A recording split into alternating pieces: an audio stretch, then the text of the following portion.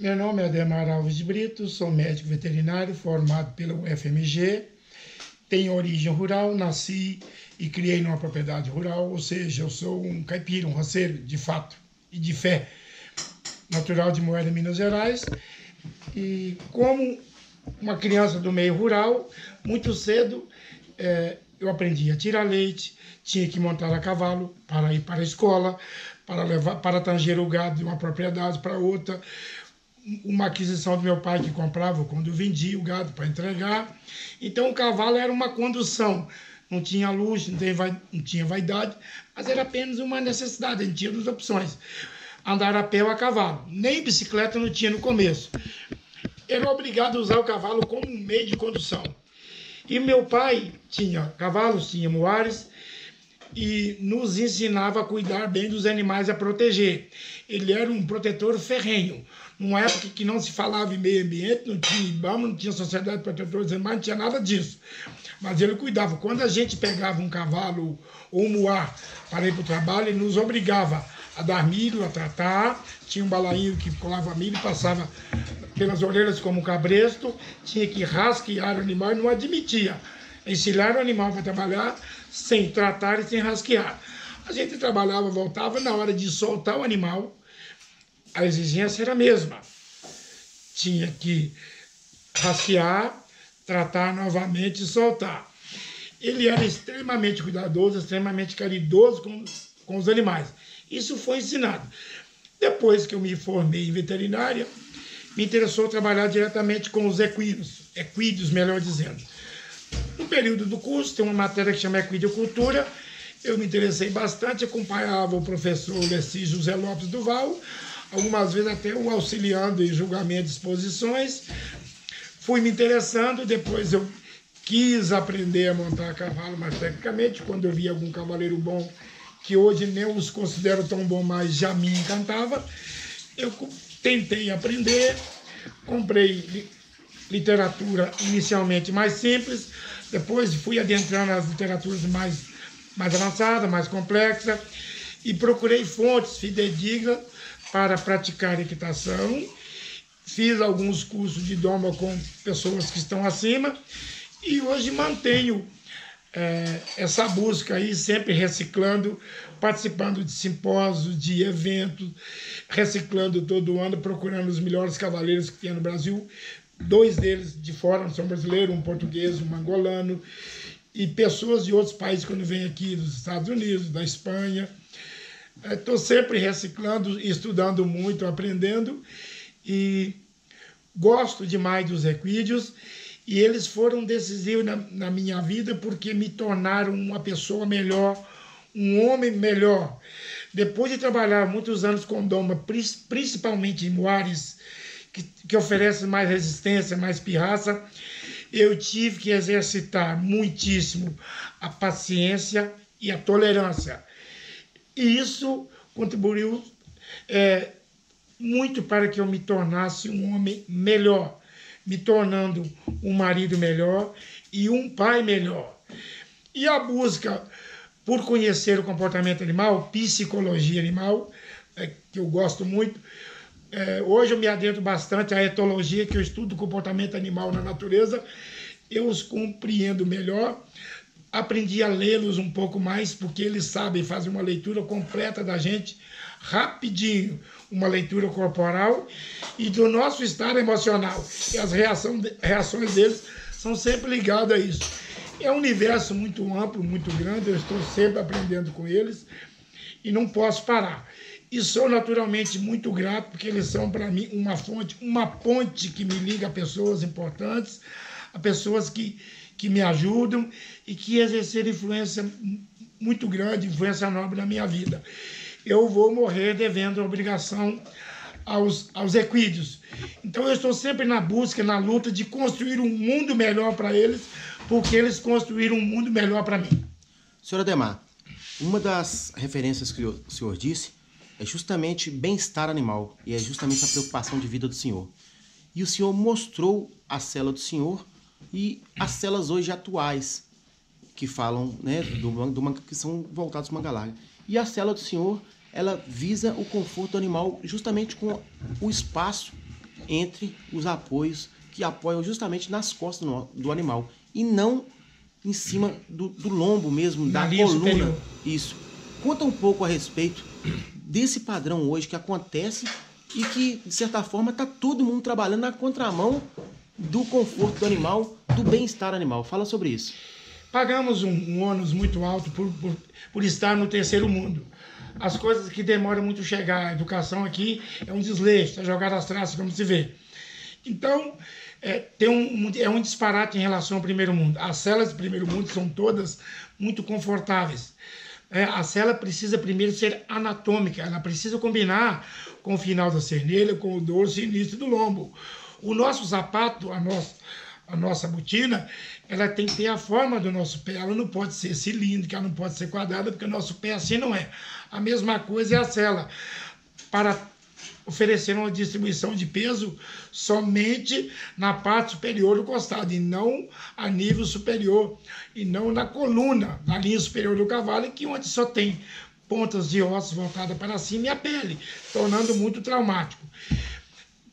Mantas de qualidade que ofereçam uma grande proteção entre a sela e as costas do equídeo, final de cernelha do oscilombo, como também as embocaduras, os bridões e os freios, que não sejam agressivos, que não causem lesões e injúrias à boca dos equídeos, que é uma região uma das mais sensíveis do corpo.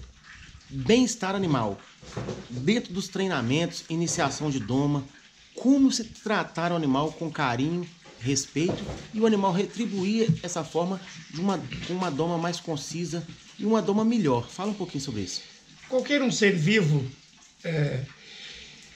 diante da dor, do nervosismo, do medo, ele não tem inteligência e não tem memória. E reage intensamente. Nós, os seres humanos, temos o pensamento formado. Pensamos antes de agir. Os animais, invariavelmente, agem por instinto. Então, nós precisamos pensar para eles. O ser humano também, se estiver com ojeriza, com raiva, nervoso, sob intenso medo, sob intensa dor, ele tem um decréscimo enorme de inteligência e de memória. Nós matamos sob intenso ódio, matamos sob intenso nervosismo e matamos sob intenso medo. Os animais não são diferentes. Eles defendem, mas também atacam se sentirem extremamente pressionados. E fogem em desespero diante da dor, chegando ao ponto de cometer o suicídio, o autoextermínio, para se livrar de uma pressão imensa, de uma ameaça externa muito grande. Porque eles são folha selvagem, o cavalo hoje domesticado, mas tem cavalo selvagem. No ambiente externo, ele tem predadores: tigre, leão, leopardo, guepardo, chitás, lobo, cachorro, etc. Então ele sabe que os animais querem pegá-lo. Então, diante da ameaça externa, eles fogem, sabem que tem os predadores.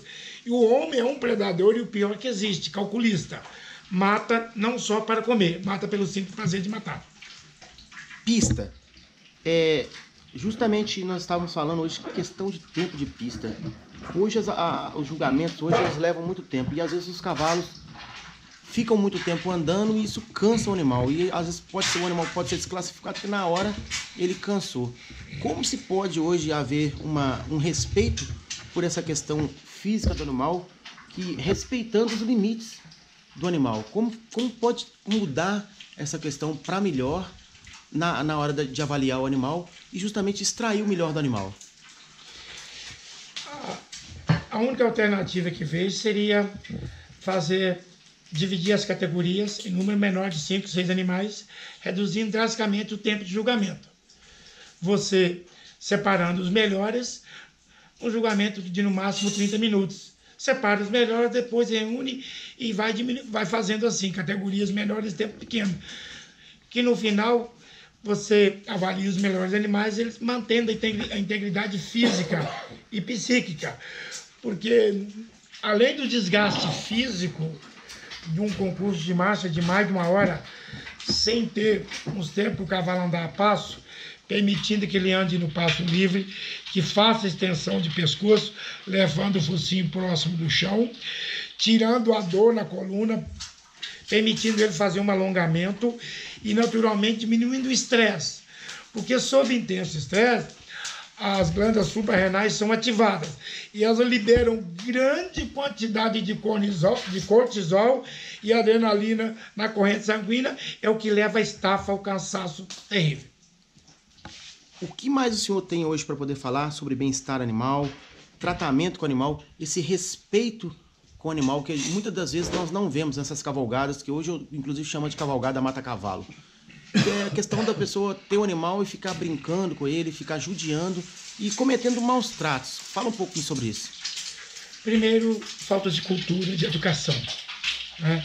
Uma má formação cultural, que não entende, não vê o animal como uma outra criatura de Deus. O cachorro, o cavalo, o boi, que é extremamente útil a nós. Não os respeita, não percebe os limites do animal, que ele está aí para nos ajudar, que não pode cometer excessos, não pode obrigá-los muito, não pode promover espancamento, não pode deixar os animais sob extrema magreza, trabalhar sob extrema magreza, com boca machucada, com pisaduras que são as úlceras promovidas por células e matas ruins, estrupiado, o gasto excessivo dos cascos, sem ferrageamento, são essas as piores agressões. O cavalo preso direto na baia, o cavalo encarcerado, o cavalo encocheirado, que ele naturalmente gosta de grandes distâncias para se locomover. O cavalo é, por sua natureza, nômade. Quando você torna ele um presidiário, você piora muito a vida dele. Uhum. E como hoje se fazer um trabalho do horsemanship, que é homem integração animal? Existem várias formas, mas qual assim a melhor forma de se fazer? Primeiro o carinho, o respeito, e fala mais algo da sua experiência.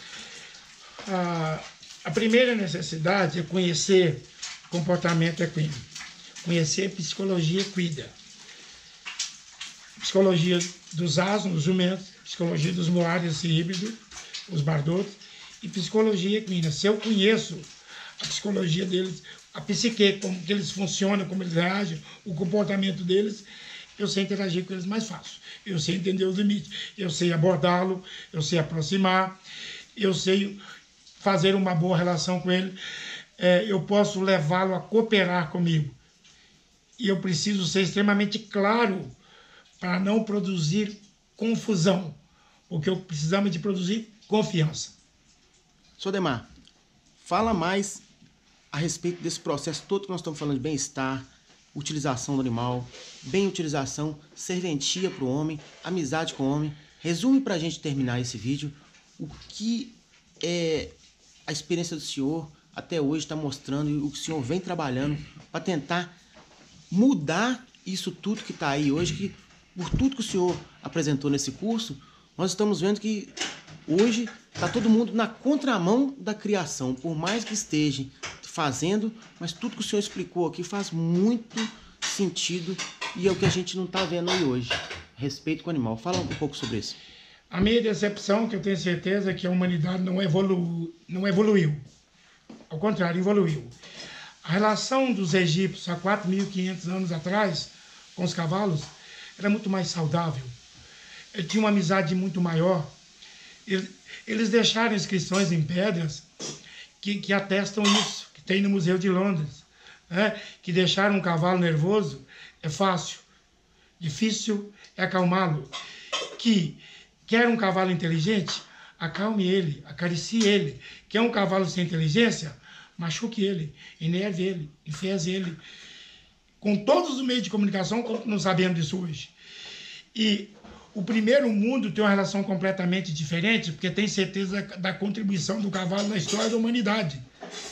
É uma das primeiras conduções, juntamente com a jangada, a primeira máquina de guerra. Por causa dele inventou a roda, e nunca mais o mundo foi o mesmo. Se temos internet, hoje e outras coisas, agradeço ao cavalo. Por isso que continua a potência dos motores em horsepower, cavalo de força. Dos mais modernos aviões não consegue isso.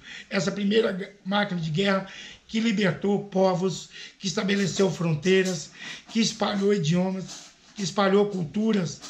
Então, o mundo mais civilizado é eternamente grato ao cavalo. Tem uma sensação de dívida com esse tributo, com esse respeito. E os desinformados só querem judiar, não querem proteger.